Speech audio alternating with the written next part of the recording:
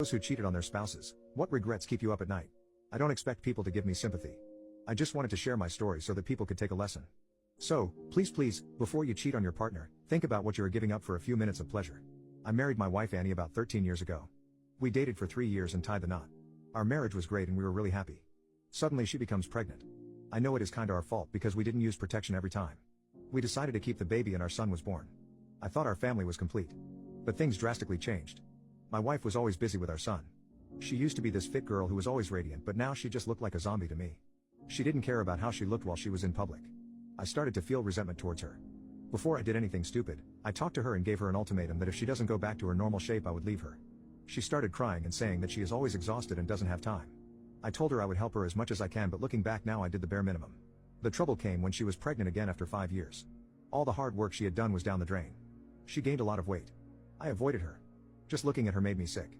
I was either at the gym or at the bar. I was looking for excuses to not come home. That's when I met a girl at my gym. She was hot and had a nice body. She was also much younger than I was. We started talking. I felt alive again. I felt like there was someone in front of me who appreciated me a lot. A few days later, I went to her house and we hooked up. She was like a substance to me. I didn't realize that I was becoming more and more distant with my family. So, just like every cheater, I got caught. My wife found out that I was hooking up with someone else. She broke down in tears right in front of me. She kept repeating, "How could you do this to me? You broke our family." At that time, I said something terrible. I am still ashamed of it. I yelled at her and called her a hag. I told her if she looked after herself, I wouldn't have cheated. That it is all her fault. My wife started laughing. It confused me. She said if I helped her, she might have had the time. I was never home and was too busy outside being intimate with some random girl. She told me she wanted a divorce right there. I was really hateful towards her and said, "Fine, you can, but you really think any man would ever want you with your baggage?" I could see it broke her and crushed her. I wanted it at that time. Eventually, the divorce was settled. She only wanted the house. We shared custody of the kids. The divorce felt a relief. I could be with my girlfriend whenever I wanted.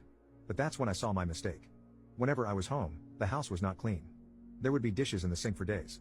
I remember looking at them and calling Annie, but Annie didn't live in my house.